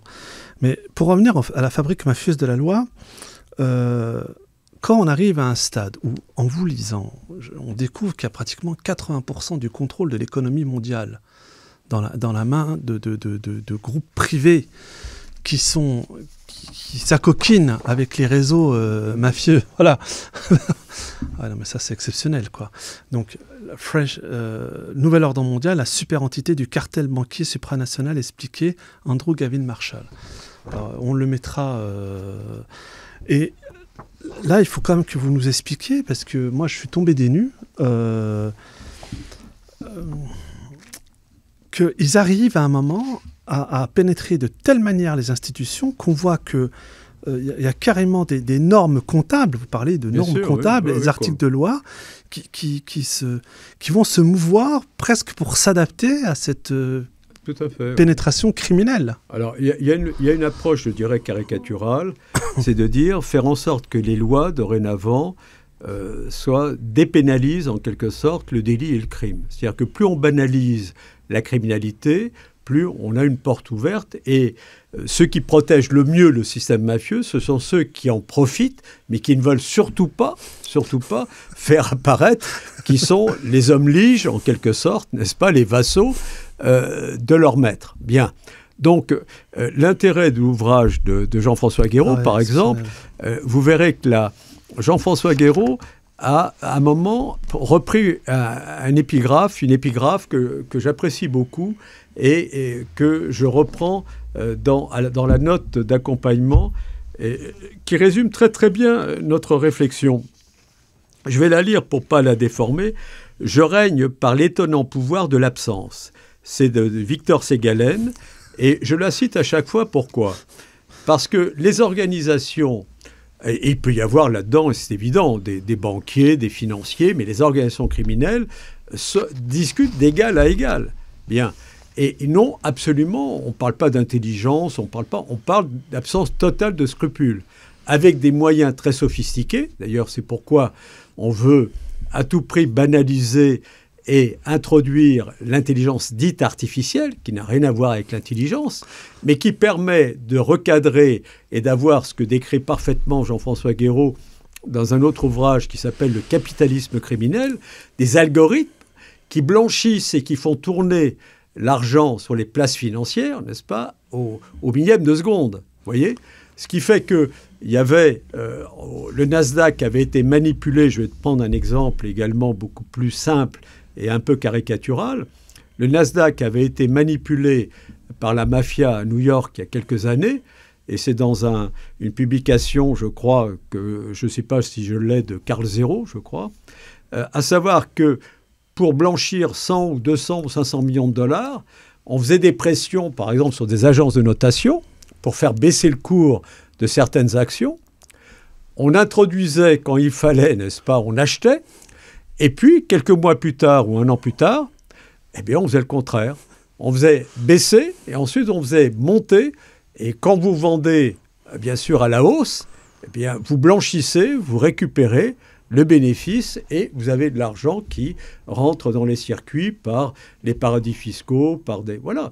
Par conséquent, la prise de conscience de cette réalité permet tout simplement aux citoyens d'établir la relation de cause à effet entre la destruction de l'élevage, de l'agriculture. Vous savez que trois quarts des paysans français ont disparu l'élevage depuis 40 ans. Bien. Vous savez que toutes les entreprises, vous avez 5 ou 6 ouvrages. Il y a l'ouvrage de Marlex, Les liquidateurs. Ah, excellent. Vous avez l'ouvrage de Roland Hureau, sur l'homme qui n'aimait pas la France. Vous avez un ouvrage de Alain Le Bihan, je crois. Vous avez toute la liste des entreprises, parce que le scandale dont il a souvent été question, c'est Alstom. Mais il n'y a pas qu'Alstom. Il y a, je ne sais plus combien, il y a 200 ou 250 milliards d'entreprises qui ont été vendues, n'est-ce pas, à des étrangers, à des personnes qui ne font pas travailler la France, mais qui pèsent, encore une fois, sur l'économie française au travers du chômage, perte des emplois, perte du savoir-faire, la fiscalité qui ne bénéficie plus à l'État français, n'est-ce pas, et les bénéfices qui partent dans des paradis fiscaux, qui partent à l'étranger. Et puis perte aussi de la maîtrise de nos technologies de souveraineté. Ah ben bien Parce entendu. que quand on vend de l'appareillage qui va sur le Rafale ou sur les satellites, là, il est question de haute trahison. Mais il y a aussi quelque chose sur lequel je voudrais revenir, puisque je voudrais qu'on... Il y a un sujet que vous abordez à travers un remarquable article d'avril 2000. Alors, pourquoi je cite cet article? Parce que vous citez ce monsieur qui est Christian Debris, Tout à fait. qui était président de l'Observatoire de la mondialisation. Et cet article était paru dans le Monde diplomatique. Oh là là. Merci. Voilà, donc on le... merci, et puis merci à vous de me l'avoir fait connaître. Parce que franchement, ça résume beaucoup.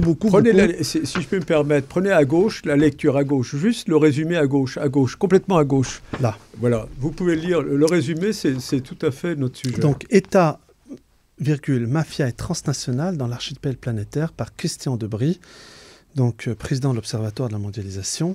C'est fascinant parce que là, vous en citez beaucoup d'extraits. À la rigueur, je vous offre le bénéfice de la lecture, puisque c'est vous l'invité, et c'est vous qui nous avez fait connaître. Parce que moi, ce que j'ai compris de cet article, c'est que, et c'est ça que les gens doivent comprendre, c'est que l'État n'est plus tout puissant. Aujourd'hui, il est en concurrence avec des multinationales. Oui, c'est ce que dit l'article. Et ce que vous développez aussi. Je veux bien admettre votre modestie. Et je ne vois pas qui pourrait vous reprocher votre approche. En tout cas, moi, j'ai énormément apprécié. Et je pense que nos auditeurs aussi. Et ce qui est fascinant à travers cet article, c'est qu'il annonce l'abandon de la souveraineté face à la mondialisation libérale. Donc, je vous laisse lire tranquillement. Alors, l'article, effectivement, est d'avril 2000. Il est dans le Monde diplomatique. Le titre de l'article, c'est « État, mafia et transnational, comme larron en foire. Abandon de souveraineté et mondialisation libérale, permettant aux capitaux de circuler sans contrôle d'un bout à l'autre de la planète, ont favorisé l'explosion d'un marché de la finance hors la loi, moteur de l'expansion capitaliste et lubrifié par les profits de la grande criminalité. Partenaires associés sur l'archipel planétaire du blanchiment de l'argent, sale, gouvernement, mafia, compagnies bancaires et sociétés transnationales prospèrent sur les crises et se livrent au pillage du bien commun en toute impunité. Voilà, tout est dit. Avec de temps à autre des opérations poudre aux yeux. Vous voyez, quand vous dites tout est dit, vous voyez, c'est vraiment tout est dit. Avec de temps en temps des opérations poudre aux yeux. Pour donner l'impression de lutter contre des paradis bancaires et fiscaux en pleine expansion, que les gouvernements, s'ils en avaient véritablement l'intention, pourraient mettre hors d'état de nuire du jour au lendemain.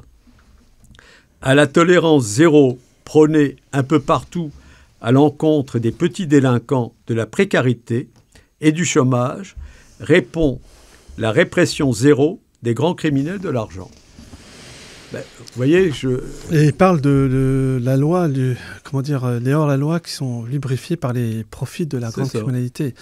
Mais ce qui est quand même assez déroutant dans votre livre, c'est que cette constance que vous avez à nous amener vers une compréhension essentielle. Ça fait des années maintenant... depuis à peu près 2017 que j'ai investi à mon modeste niveau le champ de la dissidence, entre guillemets, même si j'aime pas trop l'expression, je préfère le champ du réel. Certains parlent de lanceur d'alerte, j'ai beaucoup aimé l'expression d'un ami qui est régulièrement invité chez Nexus qui parle de lanceur d'avenir. Et vous êtes un véritable lanceur d'avenir, maître Sanviti. C'est comme ça que je le perçois.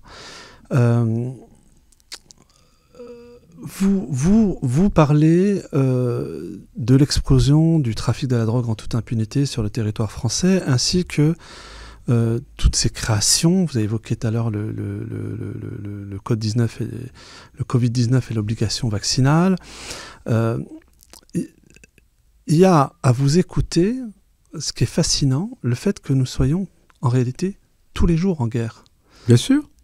Ah mais là, vous évoquez à juste titre la raison d'être de l'État, l'armée et la justice. Premièrement, revenons un peu effectivement en arrière sur le plan historique. Montaigne disait « Instruire, c'est apprendre à juger ». En résumé, je ne vais pas développer, décliner, faire du genre, mais je dirais, dès l'instant où vous apprenez à lire et à écrire à des enfants, à des adolescents, vous leur apprenez petit à petit à discerner, à distinguer ce qui est bien, ce qui est mal. Alors, on n'aurait jamais un système parfait, n'est-ce pas? En revanche, déjà, vous avez une ouverture d'esprit qu'interdit en quelque sorte l'intelligence artificielle et le recours systématique à l'informatique. Bien. Donc, ce qu'il faut, c'est, pour l'avenir, et là je vous rejoins, réhabiliter la lecture des ouvrages essentiels. Et lorsqu'on parle de Montaigne, il faut parler de Montesquieu. Montesquieu, à l'époque, il avait tout compris. Le pouvoir est un poison. On évoquait tout à l'heure la chevalerie. La seule légitimité du pouvoir, c'est de protéger les plus faibles. Dès l'instant où vous êtes en bonne santé et vous avez 2 bras, 2 jambes, vous pouvez travailler, vous avez tout ce qu'il faut. Or, on vous en empêche. Ce que disait Voltaire, « Laissez-moi cultiver mon jardin ». On ne vous laisse plus. Vous avez des individus en France, des femmes, des hommes, qui ne sont pas croyants. Ils croient ni en Dieu, ni en diable. Ils n'ont pas peur du gendarme, mais ils ont leur conscience pour eux. Et ce sont ces individus, ce sont ces personnes-là que l'on va dépouiller, qu'on va empêcher de travailler, qu'on va écraser de charges. Et donc, le titre du livre, c'est le seul intérêt, d'ailleurs, pour ceux qui, effectivement, n'auraient pas le temps de le lire. D'ailleurs, vous avez mis guerre au pluriel. Hein. Voilà, oui, je veux dire, ce dont je suis le plus fier, ce dont je suis le plus fier, c'est le titre. Guerre de conquête à l'aube du 3e millénaire. Il est vraiment, chers auditeurs, chères auditrices, vraiment, c'est un livre passionnant. J'ai vraiment eu plaisir à... Et en plus, c'est très didactique, c'est très bien chapitré, donc c'est très facile à lire, parce que c'est ça qui est important. Il aurait pu être amélioré, et à un moment, j'ai une dédicace à ma compagne qui était d'une très grande rigueur grammaticale et autres. Oui, et mais bon. En souvenir d'elle, j'espère pas trop avoir trahi sa pensée, je dirais que on était totalement en phase à tout point de vue. Elle était, comme toute femme, remarquablement intelligente et très bonne juriste, et un peu désabusée parfois. Hein. Je ne vous cache pas que c'est pas facile. C'est pas facile de garder la distance. Non. Mais vous évoquiez à l'instant cette guerre de conquête. Vous savez, c'est Roffer qui m'a confié ce sujet, l'avocat face à démondialisation. Et je vous enverrai l'ouvrage. Et là, sans vous faire la lecture, lorsqu'il y a eu l'affaire Alstom et tout, vous avez un article de Olivier Marleix dans le Figaro du 14 novembre 2018 sur l'intelligence économique, la France est trop naïve. Et vous avez tout un développement d'Olivier Marleix qui avait pris courageusement position là-dessus. En dessous, vous avez un autre article, les cabinets d'avocats anglo-saxons, chevaux de Troie du département de la justice.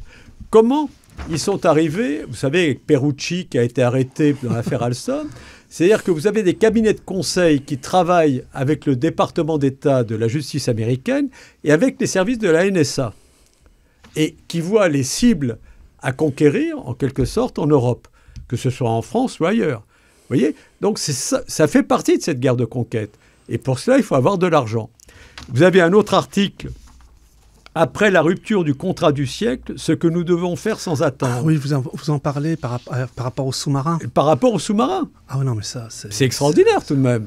incroyable. Vous vous rendez compte? Les Anglais, les Australiens et les Américains, on se demande Absolument. le rôle qu'ont joué les Allemands, qui est un peu trouble, mais en tout cas, ils ont joué littéralement contre la France. Ah ben absolument. Mais ce qui est quand même dramatique, c'est l'attitude de nos gouvernants. Je veux dire, ils ont été quand même d'une faiblesse. Et c'est pas de la faiblesse, simplement. Non, mais attendez, je crois que sans entrer trop dans le débat, peut-être une autre fois ou à l'autre occasion.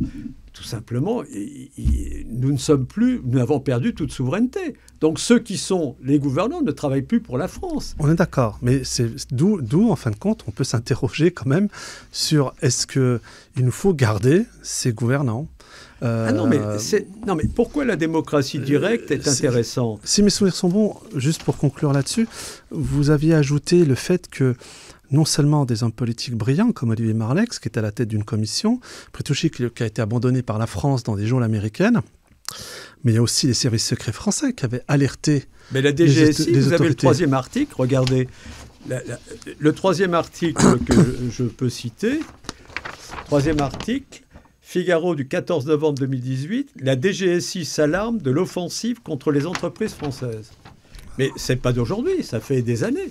Et puis on pourrait parler, mais là je voudrais pas, c'est pas ça rentre un peu dans la thématique, mais moi je me suis interrogé quand même sur la DGSI aussi, dans le sens où on voit qu'en 2018 il y avait encore ce travail qui a été fait, que depuis il y a une autre orientation qui a été d'ailleurs largement critiquée dans le livre d'Alexandre Jordanov par rapport à la DGSI, et surtout moi ce qui m'inquiète c'est comment se fait-il qu'on puisse autoriser en France à ce que l'ancien directeur, des anciens ou des gens qui étaient actifs au sein de la DGSI travaillent aujourd'hui pour des organisations américaines.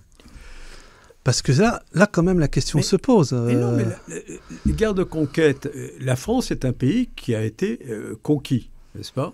Bon, aujourd'hui, l'intérêt des travaux, des réflexions et compte tenu des conséquences qui en résultent dans la vie quotidienne des Français, quelles sont les réformes et les personnalités qui sont susceptibles dans les années qui viennent, je dis bien, de promouvoir des réformes des institutions pour que la France retrouve sa souveraineté. Et nous sommes beaucoup plus à l'aise de poser certaines questions et d'établir ce constat. Pour ce qui concerne les solutions, il est évident, alors là je ne les évoquerai pas aujourd'hui, mais les solutions font l'objet de discussions dans le cadre du pré-Falcon avec des magistrats, des policiers, des militaires et des citoyens, de la société civile, c'est très important, qui réfléchissent à ces questions, quelles sont les réformes qui s'imposent, et avec le mouvement des Gilets jaunes, on l'a vu arriver, c'est-à-dire que lorsque nous évoquions, puisque vous l'avez connu, Yvan Blot, que demandaient les Gilets jaunes? Le RIC, n'est-ce pas? Bien. Donc vous avez des groupes, des associations qui sont apparues depuis 4-5 ans pour tenter de promouvoir en France qui avaient été promus par Étienne Chouard. D'ailleurs. Voilà, il y avait notamment Étienne Chouard, dont je ne connais pas, mais j'ai entendu parler de son mouvement. Et je vous répète, depuis 1989, nous essayons, alors bien sûr il faut avoir du temps, et la priorité à nos exercices professionnels ont fait qu'avec Yvan, nous étions un peu perdus de vue et nous travaillons je dirais, d'une façon épisodique sur ces sujets-là. En revanche, lorsque j'ai retrouvé Yvan quelques années avant son décès, nous sommes repartis pour tenter de promouvoir en France la démocratie directe. Et lorsque Yvan, malheureusement, est tombé malade et a été emporté par un cancer très rapidement, malheureusement, très vite, en même pas un an, je crois, il est décédé en octobre 2018. Nous avons recréé une association avec plusieurs personnalités, dont je suis vice-président de l'association. Christian Van Est est président de l'association pour la démocratie directe. Charles Gave est vice-président également. Il y a d'autres personnalités. Vous, c'est Justice et démocratie? Non, Justice et démocratie, ça c'est mon site. C'est votre site. Ça c'est à côté, puisque je considère, à tort ou à raison, mais j'attends qu'on me démontre le contraire, que la justice est complémentaire de la démocratie directe. J'en suis convaincu aussi. Parce que, effectivement, alors, oui, parce que, vous savez, j'ai apporté là également, pourquoi vous citiez à juste titre Beccaria tout à l'heure. Je vous ai interrompu, excusez-moi. Je vous ai interrompu parce que... C'est vous l'invité. Beccaria, ce qui compte, ce n'est pas la rigueur de la peine, c'est la certitude de son application. Dès l'instant où vous avez des organisations criminelles qui vous condamnent à mort, qui n'ont pas de délai. Il n'y a pas de prescription. Et la peine maximale, ce qui compte, ce n'est pas la rigueur de la peine, c'est la certitude de son application. C'est-à-dire que si vous aviez des petits délinquants, où dès l'instant, ou dès la première faute, vous tapez sur les doigts, vous appliquez la loi, vous empêchez déjà de monter, de progresser, etc. Donc le travail aujourd'hui, compte tenu là où nous en sommes arrivés, c'est de travailler à deux niveaux.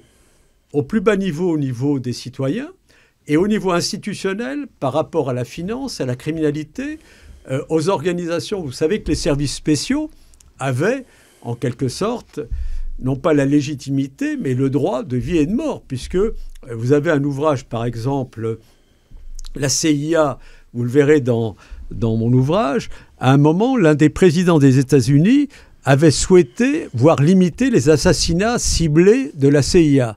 Bien. Et vous avez un journaliste, un journaliste israélien, c'est très intéressant d'ailleurs, Ronen Bergman, Lève-toi et tue le premier, ce sont l'histoire secrète des assassinats ciblés commandités par Israël. Donc ce qui est très, très intéressant dans cet ouvrage, d'une façon très objective, n'est-ce pas, c'est que vous avez l'histoire d'Israël avant la création de l'État d'Israël, avec les mouvements que vous connaissez, l'Irgun, la Haganah, contre les Anglais. Il en parle très librement, d'ailleurs. Hein. Oui, mais... Ce sont une histoire qu'il faut assumer. Vous voyez, c'est pour ça que le problème de Gaza, le problème de l'État d'Israël... Moi, je suis toujours fasciné de voir comment la presse israélienne, aujourd'hui, est beaucoup plus libre que la presse française. Donc, absolument. Ils font des révélations sur Netanyahou qu'en France, pour lesquelles on serait traité d'apologiste terroriste. Donc, vous avez des assassinats du Mossad, qui est donc... Alors, bien sûr, tout n'est pas révélé, mais je dirais que vous avez donc, aujourd'hui, sur le champ de bataille au niveau planétaire, vous avez des États plus ou moins faibles, pas tous, attention. Je dirais que les États les plus vulnérables et les plus faibles sont les États qui ont prétendu à la démocratie. C'est vrai. Je ne vais pas les citer. Vous en parlez dans le livre. Vous avez des États qui n'ont pas cette prétention, mais qui défendent beaucoup mieux leurs citoyens, paradoxalement. Ils sont moins démocrates, mais ils protègent beaucoup mieux leurs citoyens contre cette forme de criminalité. Vous voyez, c'est pas très facile comme sujet. C'est vrai. C'est pas facile. C'est vrai. Vous voyez ? Donc vous avez des États qui ont un système fort militaire et des services spéciaux qui sont plus au service de leurs citoyens, alors que dans d'autres pays, vous avez une porosité, une vulnérabilité par rapport au monde de l'argent et à la criminalité. D'ailleurs, il n'y a pas longtemps, c'était dramatique pour moi de lire tout un travail qui a été fait par Mathieu Suc, journaliste à Mediapart, sur les ripoux de la DGSI. On a vu comment, au sein des services secrets français intérieurs, il y avait de la criminalité qui était organisée pour des comment dire, absolument pas pour les intérêts de l'État, mais pour des personnes propres qui ont détourné les moyens de l'État avec les moyens des services secrets pour s'en prendre à des citoyens lambda et défendre des intérêts... Alors, là, vous abordez un sujet qu'on ne peut pas évoquer ici, puisqu'on l'évoque et on travaille là-dessus avec d'autres personnes. C'est tout un travail d'enquête qui a été fait, qui est rendu public, qui s'appelle les ripoux de la DGSI. Voilà. En tout cas, mais non seulement... je ne révèle pas un secret. Non, mais vous avez raison, mais je vais vous dire... J'en ai des secrets, mais là, je sais que je vais vous dire pourquoi. Ça sera en antenne. Je vais vous dire pourquoi c'est important ce que vous dites. Je vais vous dire pourquoi c'est important. C'est que le dénominateur commun de tout ce que vous dites et de ces personnes-là qui sont capables d'assassiner, c'est que, je ne sais pas si vous avez remarqué, mais ce sont des êtres de chair et de sang, ce que je rappelle toujours dans mon ouvrage. C'est vrai. C'est-à-dire que tout le temps. Ce sont des êtres de chair et de sang. C'est-à-dire que ce sont des êtres dont les noms sont connus, et vous ne savez pas si un jour, en fonction des personnes auxquelles elles s'attaquent, combien de temps elles peuvent rester vivantes. Non, mais il faut savoir que ça existe. C'est vrai. L'espérance de vie se raccourcit énormément. Non, mais en fonction des personnes, suivant à qui vous vous attaquez, vous ne savez pas qui est derrière et vous ne savez pas comment ça va se terminer. Alors, ce qui est fascinant dans ce que vous venez d'énoncer, puisque j'ai eu à être de l'autre côté du rideau, mais sous l'époque de Jacques Chirac, c'est assez troublant de voir, par exemple, aujourd'hui, un ancien patron des services français, dont le nom est rendu public, qui va être poursuivi au pénal pour avoir tenté d'escroquer un patron français. Et ça, effectivement, c'est là où je trouve quand même qu'il y a une pénétration des réseaux mafieux de blanchiment d'argent, car à une époque où il était question de France-Afrique et tout, où il y avait des sujets troubles, mais au final, on trouvait toujours les intérêts de l'État. Bien sûr. Par contre, là, on voit que ce qu'on appelle dans la finance l'agent principal, c'est celui qui travaille dans la banque, mais pour son intérêt, et même pas pour les intérêts de la banque. Alors encore moins pour les intérêts de l'État.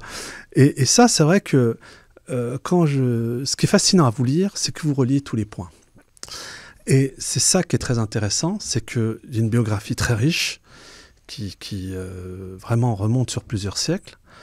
Et à un moment, c'est vrai que ça a été très dur pour un lecteur lambda comme moi, en l'occurrence, de me dire, mais en fin de compte, oui, il y a une fabrique, la terminologie du terme fabrique mafieuse de la loi, sorte alors qu'on a des magistrats qui se battent, et on se rend compte que les rapports de force, mais on n'a toujours pas la réponse.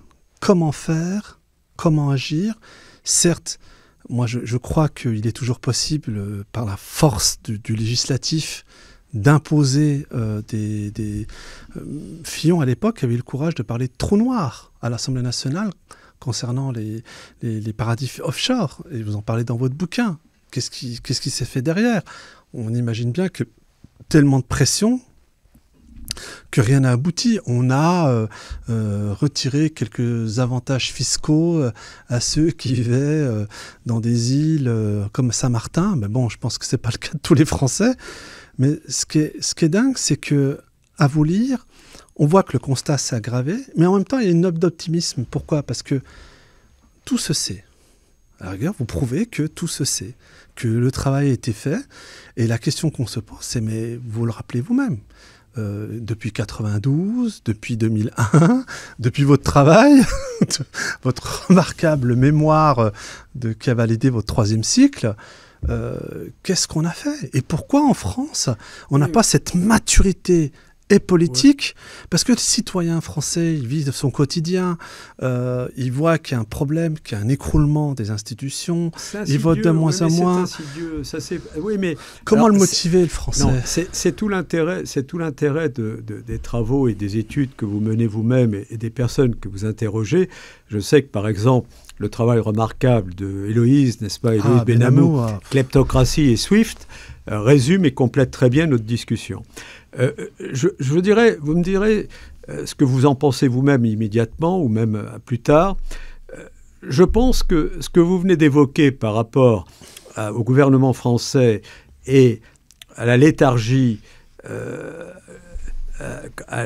comment dire, pas l'endormissement, mais en quelque sorte, les Français, moi où je défends les Français, où j'ai eu souvent cette discussion par rapport aux citoyens français, n'oubliez pas 3 choses. Premièrement, nous avons eu la guerre contre la Prusse en 1870.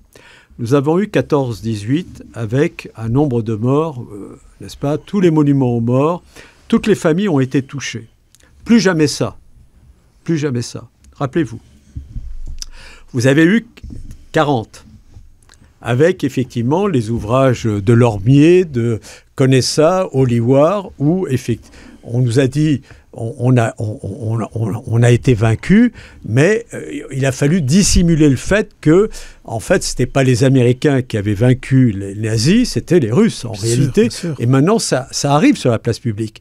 Mais grâce à Hollywood, on a fait croire que c'était l'Amérique, elle est venue bombarder les villes, détruire les villes pour reconstruire, lancer le plan Marshall et faire travailler son économie. Bien. Pardon, chaque peuple, et Trump aujourd'hui va travailler pour les Américains. Évidemment. Il ne va pas travailler pour la France ou pour les Européens. Il le dit publiquement. Il dit first America. En plus, ils ont pris ce qu'il y avait à prendre. Ils ont pris tout ce qui... La finance qui contrôle les États-Unis a pris ce qu'il y avait à prendre. Bien. Par conséquent, aujourd'hui, vous avez eu la décolonisation dans des conditions très difficiles. Vous avez eu le problème de l'Algérie qui est d'actualité, qui n'a toujours pas résolu pour des tas de raisons qu'on n'évoquera pas aujourd'hui. Par conséquent, moi, la vision que j'ai de cet aspect à la fois anthropologique, historique et politique, c'est un problème de proportion. Premièrement, vous et moi, tous les citoyens, nous sommes imparfaits. Nous pouvons être tentés, nous pouvons être corrompus plus ou moins, créés à la pression, à la menace. Pourquoi j'évoquais les assassinats ? Bien, moi, j'ai commencé des institutions, je travaillais sur la période féodale, et étant en Corse, j'ai fait un mémoire en 1972 à Assas sur la décentralisation. Pourquoi ?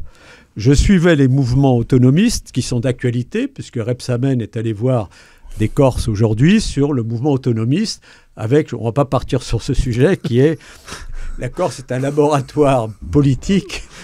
C'est vrai. Extraordinaire. Bien. Ça vaut toutes les études. Voilà. C'est un sujet difficile. Mais on a cette approche et cette formation, je dirais, clanique, tribale, anthropologique, démocratique.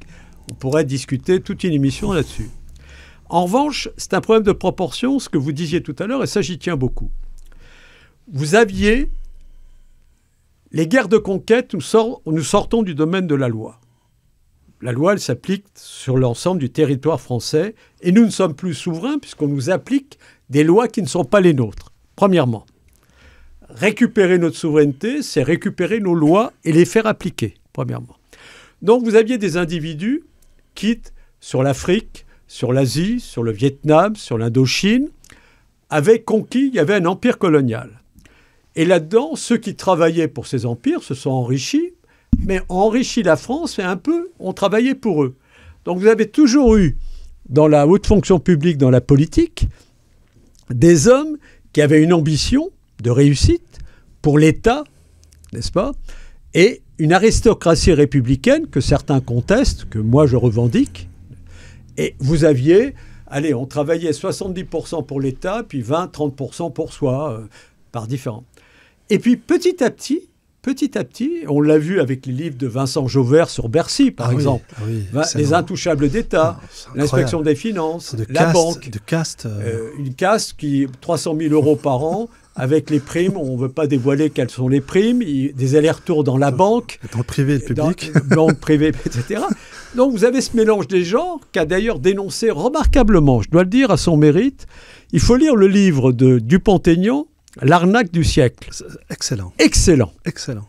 Il dévoile la dette. Tout à fait, ouais. L'agence France Trésor, qui détient la dette, les 60 milliards d'intérêts qu'on verse tous les ans bientôt, n'est-ce pas ? Les milliards, puisque là, les chiffres sont totalement faux. Hein. Ça, on va pas être dupes, vous et moi, je crois que les chiffres sont totalement faux. Bien. Par conséquent, moi, ce que je crois, c'est que l'argent étant le dénominateur commun, on est obligé de bien rémunérer aujourd'hui, de leur donner un statut, une protection, les militaires, les juges, les policiers, tous ceux qui œuvrent, qui travaillent, qui sont dans les pouvoirs régaliens, au service des pouvoirs régaliens. J'en suis convaincu. Ça, j'y crois beaucoup. Ça, j'en suis convaincu, mais en y ajoutant dans leur code déontologique le fait qu'ils ont à être responsables pénalement et professionnellement de leurs manquements s'ils s'avèrent... Ils le sont. Et les textes existent. Oui, mais l'ordonnance de 58, à mon sens, devrait être réformée parce que le Conseil supérieur de la magistrature aujourd'hui, pour ce qu'il en découle, ne joue pas son rôle. Mais ça...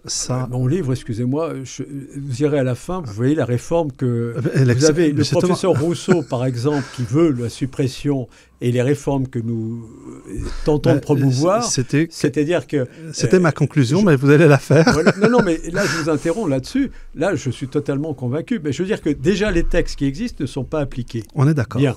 Mais en revanche, reconnaissez, et vraiment, je crois que là, on va se retrouver, et je ne vois pas qui pourrait nous contredire, en raison de la mesure des enjeux auxquels nous sommes confrontés, sur le plan mondial. Énorme. Nous n'avons plus des institutions qui sont à la mesure de ces enjeux. Pourquoi ? Donc, nous ne sommes plus dans un état de droit. Alors, nous ne sommes plus dans un état de droit. Il n'y a plus d'État, puisque l'État et le droit sont consubstantiels. On est d'accord. Les juges ne peuvent plus juger. Vous avez, je l'ai apporté, j'ai écrit un article sur le déni de justice. Vous avez des pourvois, aussi bien devant le Cour de cassation, devant le Conseil d'État, qui peuvent être rejetés sans admission, sans motivation. Ça a été validé par la CEDH. Et ça a été validé par la CEDH. J'ai écrit un article là-dessus, n'est-ce pas ? Or, puisqu'on parlait tout à l'heure de l'intelligence artificielle qu'on essaye d'introduire dans la justice, qui est une aberration totale. C'est déjà fait en Argentine. Non, mais c'est complètement aberrant. Et même aux États-Unis, là. Oui, mais c'est une façon, je dirais, de paralyser et avec un avocat virtuel. Oui, c'est complètement aberrant. Non, mais c'est inhumain, c'est contraire à toute intelligence et à toute, notamment à la démocratie. Mais vous savez, j'ai eu comme chargé de travaux dirigés à la faculté de droit en 72, et je l'ai eu après comme rapporteur lorsque je suis rentré au barreau, et il m'a conseillé pendant toute ma carrière un avocat qui s'appelle Jean-Claude Vogue. Je dois dire, il est décédé malheureusement. Et Jean-Claude Vogue a formé beaucoup d'avocats. Et je le cite souvent, pourquoi ? Et je crois l'avoir cité dans mon ouvrage. Cité, effectivement. La motivation d'un jugement. Où est l'intelligence humaine ? Elle n'est pas dans les mathématiques, elle n'est pas dans les algorithmes. Elle est dans la motivation d'un jugement. Quand vous motivez, vous expliquez à quelqu'un pourquoi il a tort, pourquoi vous le condamnez. Et il disait, la motivation d'un jugement, ce sont les excuses du juge à la partie qui succombe. C'est-à-dire que si vous donnez tort à quelqu'un, vous lui expliquez pourquoi il a tort. Si vous condamnez un jeune, si vous condamnez quelqu'un en disant voilà, vous lui expliquez. Et dans tout procès, vous apercevez que la guerre de conquête, elle commence par une infraction. La guerre de conquête, elle commence dans la rue. Elle commence tous les jours dans votre travail, dans les rapports entre l'employeur et l'employé. Oui. Elle commence, et on en parle, dans la famille, dans les rapports entre le père, la mère, les femmes qui sont effectivement violées, qui sont martyrisées, etc. Donc, c'est tous les jours. Et en fonction de la sanction de ce type de comportement, vous limitez le risque de guerre et vous créez des individus qui deviennent effectivement des juges et des soldats, qui ont la volonté de lutter contre l'injustice. Et lutter contre l'injustice que subissent les autres, c'est lutter contre l'injustice qu'un jour vous allez subir. Tout à fait. Et que je crains ne tarde pas à se retourner contre ceux qui commettent des injustices au nom de la loi. Mais on l'a vu dans le système de santé. Moi, j'ai rencontré, malheureusement, compte tenu des circonstances, j'ai rencontré dans des associations, puisque je fais partie des avocats qui défendaient, ou les avocats ou les personnes non vaccinées, n'est-ce pas ? Et qui ont subi des représailles. Et plusieurs personnes m'ont dit, mais le Covid a révélé un électrochoc, nous a provoqué un électrochoc. Nous avons découvert que nous avions été trahis depuis 20 ou 30 ans. C'est-à-dire qu'un système de santé qui était le meilleur au monde est devenu, on meurt dans des urgences, on attend 5-6 heures dans des urgences. Dans des couloirs d'urgence. Vous avez dans des couloirs, vous n'avez plus de personnel dans les hôpitaux. Les aides-soignants sont complètement débordés. Les infirmières, n'en parlons pas, ils démissionnent au bout de quelques temps, ils n'en peuvent plus. Donc vous avez encore quelques services, n'est-ce pas, de pointe qui arrivent à travailler dans des conditions épouvantables. Qui font des appels aux dons pour certains Absolument. Pour s'acheter des équipements dans les hôpitaux publics. Et on a aujourd'hui les grèves de la faim de médecins étrangers qui sont sous-payés pour payer au SMIG pour des anesthésistes. Enfin, je veux dire, c'est pas le tiers-monde, c'est pire. Je vais le dire parce que aujourd'hui, compte tenu de cet ouvrage et puis que mon parcours est connu, que je suis pour la transparence et que tout se sait, que j'ai eu des menaces, des représailles, etc.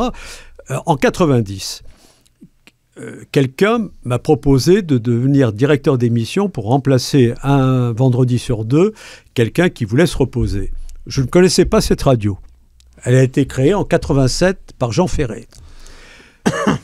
J'ai eu la chance de faire 30 émissions, 20 émissions consacrées à la réforme de la justice. Je ne dirai pas le nom des magistrats que j'ai fait venir, parce que déjà à l'époque, n'est-ce pas, que je vous l'avais dit, je travaillais sur la réforme de la justice. Et j'ai consacré une dizaine d'émissions sur le système de santé. Et les médecins qui sont venus m'ont dit, faites attention, le système de santé est en train de s'écrouler, est en train de s'effondrer. Nous étions en 1990. Et j'ai eu une campagne, quand je me suis présenté au Conseil de l'Ordre, une campagne contre moi, fasciste, antisémite, anti-franc-maçon, complètement stupide, pour des raisons que je n'ai pas expliquées, que c'était impossible, pour certaines raisons. Mais, je vous dirais, vous voyez ce que je veux dire. Là, c'est imparable. Hein. Non, mais c'est le cumul d'infractions. C'est-à-dire que vous n'avez plus le droit à la parole. Ah là, c'est terminé, là. Alors, comme c'était en 1990 et nous sommes en 2025 et vous voyez le résultat. C'est incroyable. Voilà, c'est tout. c'est ce que les Romains disaient aux premiers chrétiens, les lions les plus féroces. Donc en tout cas, je voudrais vraiment conclure cette première émission avec vous, qui est passionnante. Je pense que les auditeurs s'en sont rendus compte. On abordera la prochaine fois la thématique liée au trafic de drogue, mais exclusivement l'oligopole financier à travers cet ouvrage. Et parce que là, je pense que c'est aussi passionnant de découvrir tous les ressorts du trafic de drogue, puisque j'ai découvert aussi grâce à vous que c'était introduit aujourd'hui dans le PIB du PIB au niveau européen. Donc ça veut dire qu'on a légalisé.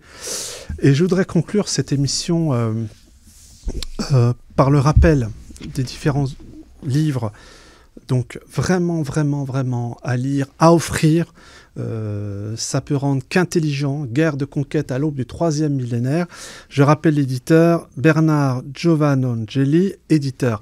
Donc éventuellement, je pense qu'en plus il est répertorié sur votre blog. Donc on rappellera l'intitulé sous votre nom pendant l'émission. Justice et démocratie.